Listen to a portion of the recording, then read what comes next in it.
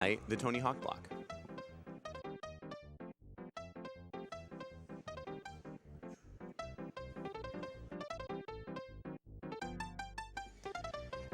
And now we're ready for the Defunct All Collectibles race between Celestics and Grimelios. Good luck, guys. Thank you very much. Thank you. Okay, so we'll get started in just a second. My name is Grimelios, and I'm joined by Celestics. And who do we have on the couch? The roost is loose. And I'm Epic Cat. Before we get started, just there's a lot of commentary right off the bat, so we'll say what the game is. If you've never seen Defunct before, it's a 3D sort of collect-a-thon-based game, not Banjo-Kazooie style, but you do collect things. It's momentum-based, so you'll get to see that in just a moment. Anything else to cover before we go? No, I think we're ready to go. Okay. Yeah, should we just go with time? Yep, if we're writing on a countdown, I'll get started. All right. Okay, 3, 2, 1, go. Good luck to both of you. Thank you. So as we mentioned, this is Defunct. The reason we explain the category first is we go out of bounds right at the beginning of the game, like dirty cheaters. There we go. Yep. You might have noticed that this is really similar to the Any Percent run from last year. We start going by going out of bounds, but unlike that run, we're also tasked with collecting these 40 hexagonal sort of like coins or medallions. Yep. I'm going to be honest. This is like Halo multiplayer. I just can't stop screen looking. I'm going to miss tricks and just be watching your screen. But yeah, as Celestics said, there's 40 collectibles. There's only 2 in this starting section. And if you liked the first out of bounds, well, you get another one. I'm going to bonk this wall. There we go. The movement here is more precise than it looks. We haven't explained the movement mechanics, and there aren't very many of them, but we'll jump into those in just a moment. There's just another out of bounds to get through. There we go. So looks like we both got it. It's a relief, to be quite honest. All right. And in order to get back inbounds, you might have just noticed that I respawned. There are a bunch of checkpoints in this game, and the way that you respawn is by pressing R. But these checkpoints are activated by proximity, so when we get close enough to them, we'll just respawn if we need to get or sort of snap ourselves back into the loading or into the zones. Right. There are additional points about checkpoints we'll cover. Just to give people an idea of what's happening here, you play as this robot with a broken engine, and you start in the mothership trying to go get the engine repaired. However, on the way there, you accidentally get thrown out with the garbage. And you're supposed to try to fight your way back up, but since we already know that that's going to be futile, we just kind of head down onto the planet. And this is where the run really starts to take shape. The first major mechanic of the run is called Gravitate, where you can hold a button. By the way, I'm playing on controller, and Celestics is playing on KBM, if anyone's curious. There's no inherent advantage to either. It's just more based on preference. But you can gravitate yourself back towards the ground. And that in itself can be useful just to gain control. But also, if you gravitate down a slope, you'll gain speed. And if you go up a slope, you will lose speed. And we're about to come up to ravine skip. You might already be there. Want to help us out, Bob? Yeah, sure. So on Celestic's screen here, you'll see on the left there's this giant ravine, and on the right this giant cliff. And Grimelios just went down this giant slope. Unfortunately, Celestics missed it, so you get to see how much slower it is to miss that. But your goal is to carry as much momentum as you can through the very narrow area, so you can just sort of jump up and over the ravine and into the next checkpoint. That trick is, it's not the most difficult trick that exists in the game as a whole, but I think it's hard to argue that it's not the most difficult trick in the run. Most definitely one of the riskiest of anything. Right. It can be very difficult to control your character. I think this speedrun is a little bit unique in that you spend kind of a large part of the game not pressing anything. Since you have such limited mobility on your own, you really have to use the environment to your advantage. Speaking of the environment, apart from just using Gravitate to try to gain speed on hills, there are these boost orbs. Every time you touch one, you get a boost of speed. That's probably pretty obvious just from watching what's happening, even if you've never seen this game before. Otherwise, we're going through a section now called it's called Over the Hills, I think is what it's called. It's an area. There's some hills in it. You'll also see these trampoline pads, which you saw briefly before, but you'll get to see a whole bunch of them in this section. There are some other mechanics we haven't talked about. This game is absolutely not a Metroidvania or anything, but we will get access to some additional new mechanics as the run progresses. I'll also just say, as a general note, since it doesn't really make sense to point out on a case-by-case basis, you'll see Celestics and I use some different routing options in different locations, and that's because there is a maximum speed limit in this game of 80 units. I don't know what the units are, but there's 80 of them apparently.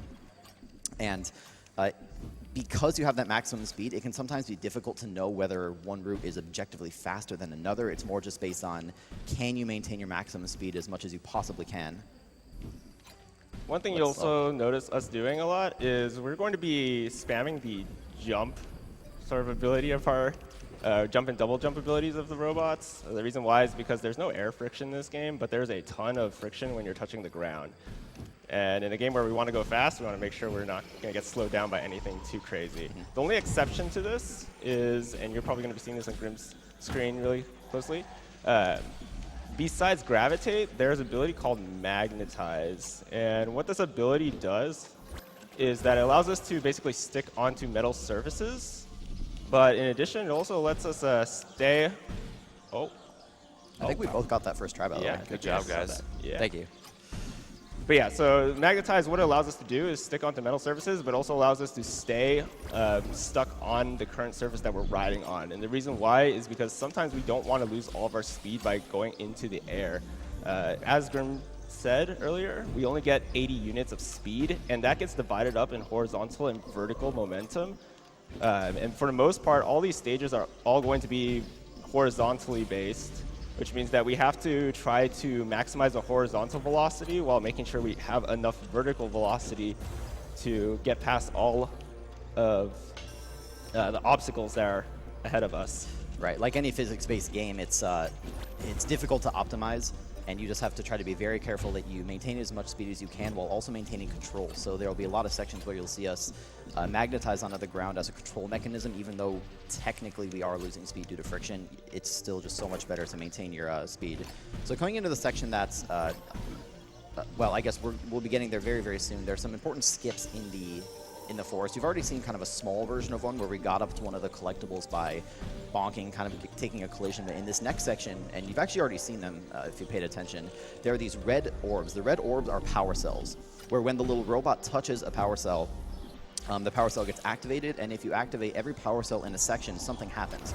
Ordinarily, it's a door that opens, and if you look at Celestics' screen right about now, he'll be doing something called the forest skip or the wood skip. The idea is that there's this big yellow door in the back, but we're just going to jump right over it. Nice. It's actually interesting in this whole game with one exception, or one area of an exception. Oh man, I had trouble with it. Come on, Grim, you got this. All right, I'll cover for you. So in this area in particular, you're going to be noticing that, yeah, we do skip a lot of these red cells. You're actually going to be seeing a bigger version of this skip later on, I think about 2 or 3 stages ahead. But yeah, but that's the same for later. For now, we're going to be getting into the valley, and this stage is, quite frankly, one of my favorite. It is. Valley is fun for a few reasons. The music's nice. It's, you know, kind of nice and vibrant, and most importantly, it is almost entirely downhill. So you can just gravitate all over the place. You'll still see us jumping, even though it's downhill. It's still usually faster. You're also going to start to see rails. We'll come back to rails, the grind rail type things. First, there's a collectible that has to be collected that Celestics is getting right now. Looks like you picked it up just fine. Now, we're going to be a little bit careful about collecting that collectible, because if you miss that, then you pretty much have to restart the stage, because it's very hard for you to get back up there. As you notice, I just respawned at the lower level of the area, and getting back up top is near impossible. Right, you can do it, but it might be slower than restarting the level. It's just not even worth it. Moving right along, though, are there any mechanics we haven't talked about? We've talked about gravitate, we've talked about magnetize, the little boost orbs. Otherwise, I'd say we'll cover the more specific tricks per section as they come up, but as I said, this game is kind of interesting to play. You just try to orient yourself in the right direction, make sure that you're jumping to avoid friction with the ground, and otherwise you just continue. Then Celestics is going to be coming up on an area called Dawn, where you really get to see grind rails come into play. Celestics, I'll let you talk about grind rails for a moment. All right, so grind rails are a little bit of a double-edged sword. What they let you do is they automatically set a flat speed to sort of the robot when you use them, but at the same time, there's a bit of an interesting mechanic, or sort of maybe a glitch with them.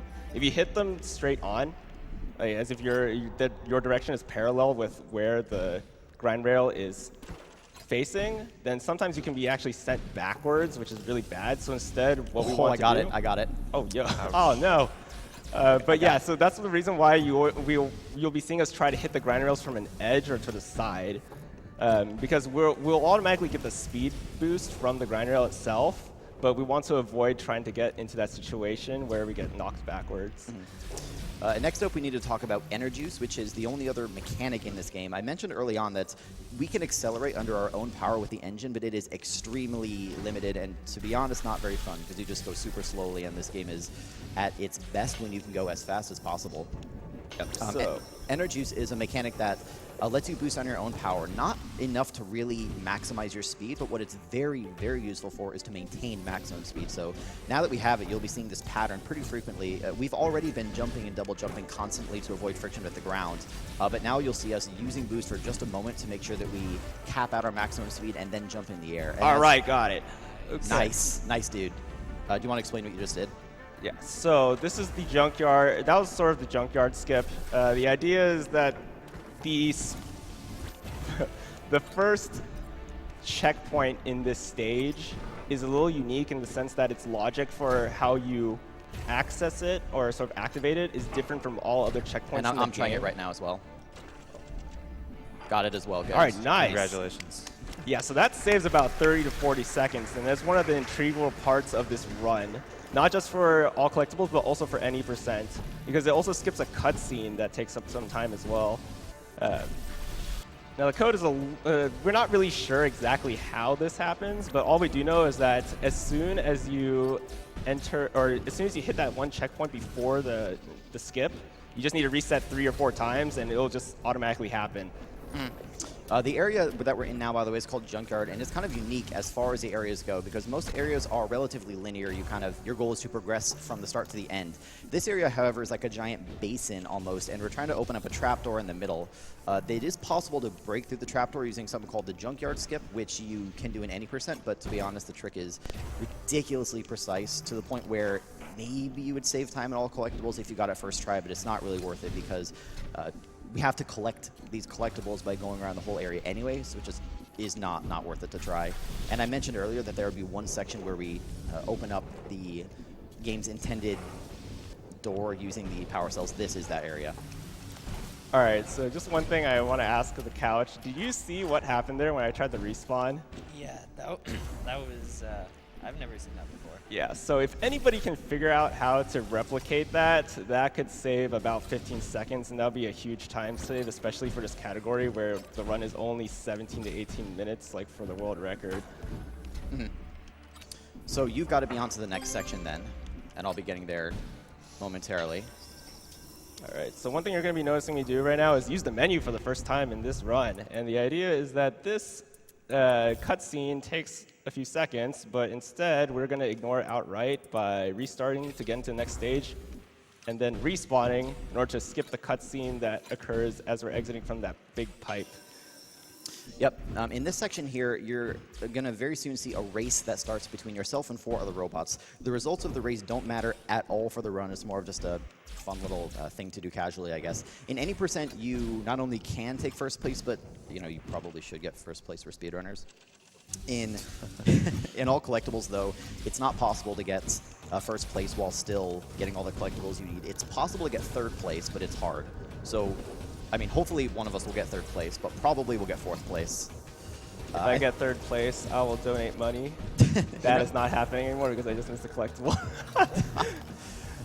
It's okay. I'm still going to be donating money just because I said that. Well, I don't know if we've mentioned this explicitly, but the hitboxes on collecting these collectibles is pretty generous in your favor. Like, you'll notice that for most of the collectibles, we don't actually collide with it. It does differ on a collectible by collectible basis, and so, if you were to learn this speedrun, part of that is learning which collectibles you have to be very careful that you hit it precisely, and which ones you can just kind of hit the general area and you'll get the job done. But in my opinion, this is where the one really starts to shine, and it's really emphasized because the music picks up as well. I think the developers of this game, their Swedish team, very supportive. The developers of this game did a great job of really making you feel fast. They do these tricks with the field of view of the camera, and it just feels really, really fast. You have every, and I hesitate to call them abilities, but every ability in the game, and you just get to rush through as fast as you possibly can.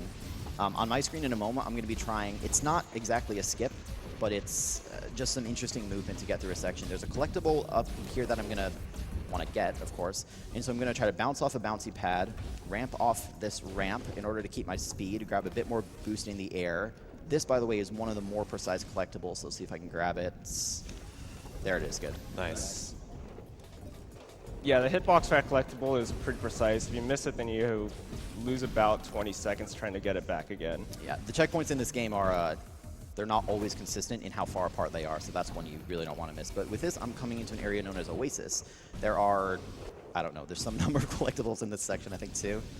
The first one's behind a waterfall, because there's always a secret behind the waterfall. On here, I intentionally take the speed loss due to friction on the ground because just for control reasons, otherwise you might lose more time.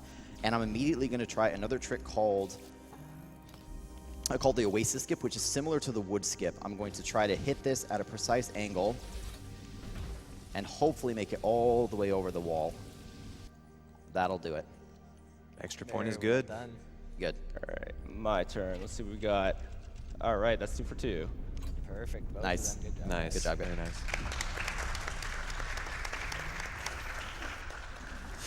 Okay, so remember I mentioned way back at the start of the run that our overall goal is to just get back to the ship, and there it is. So we're going to rush along this bridge as fast as our tiny little robot wheel can take us.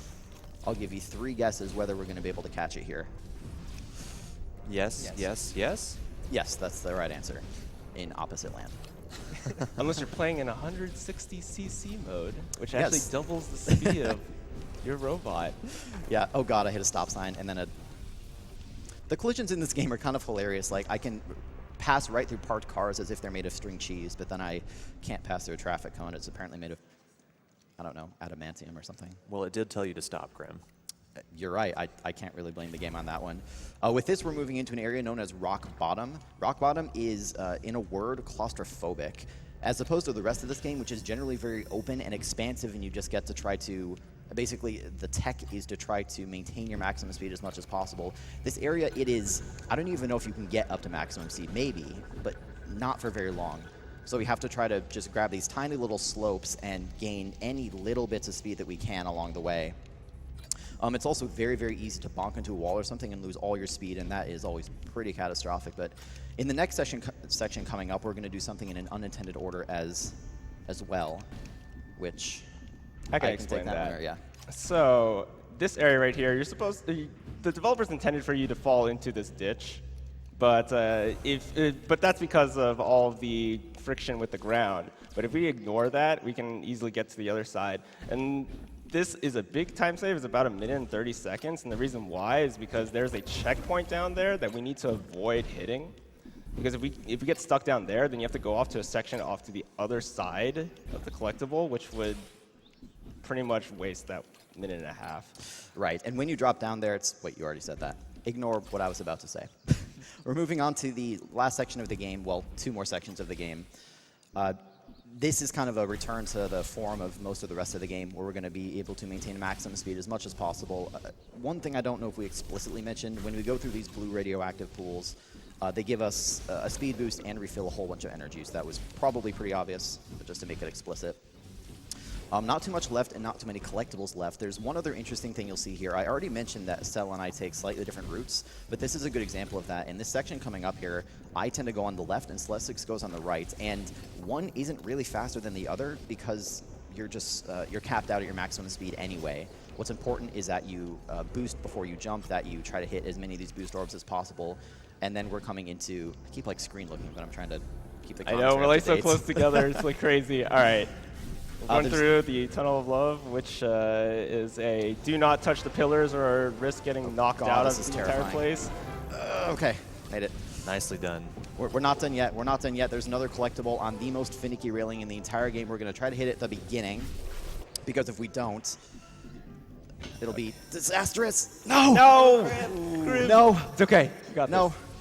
No, if you could just drive off a cliff for like a minute, that would be very much appreciated. The choke is too real. Don't worry, I'll do a backflip just for you. Do backflips. Swag flip is always required. Ow.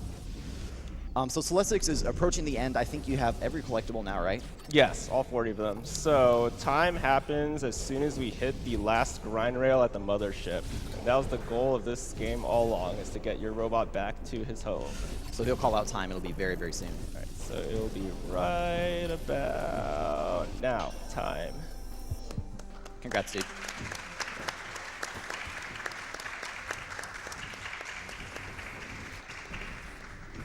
Okay, and I'll be approaching there very, very quickly as well. Bit of jumping, bit of boosting, same as before. It's always nice to maintain a little bit of boost if you can, and I did in there, not too big a deal. So for me, it's, wait for it, time. Good job to both of you. Excellent race. That was insanely close. If it wasn't that last railing, that would have been, my God. You were about a Maybe- second. yeah, like- you were about like a second apart. Second or 2 seconds, man. It wouldn't be defunct if he didn't lose it to that last railing. No, it would not be. I definitely lost plenty of PBs to that. Oh man, you have no idea. Yeah, but this run is kind of short and sweet. If anyone's interested in running it, it's a relatively easy run to learn, relatively short. The developers are very supportive. It didn't take, I forgot to put on the GDQ skin again.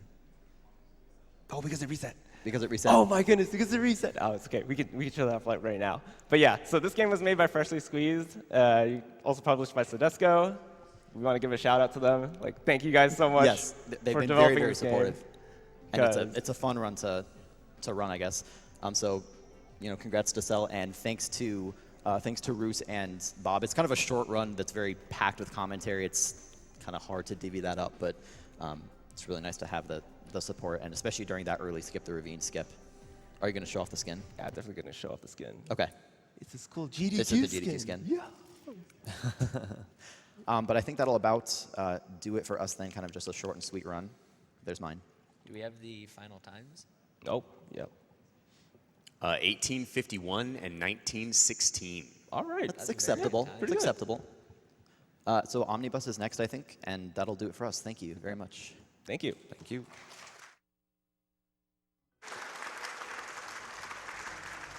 Really great defunct run from Grimelios and Celestics, right down to the wire there. We'll get a couple donations in for these guys, because that run was jam-packed with commentary. $15 from Auntie Lemon, longtime donator, last-time watcher, or however that saying goes. Just donating to say GLHF to Cell and Grim. I'll donate 15 more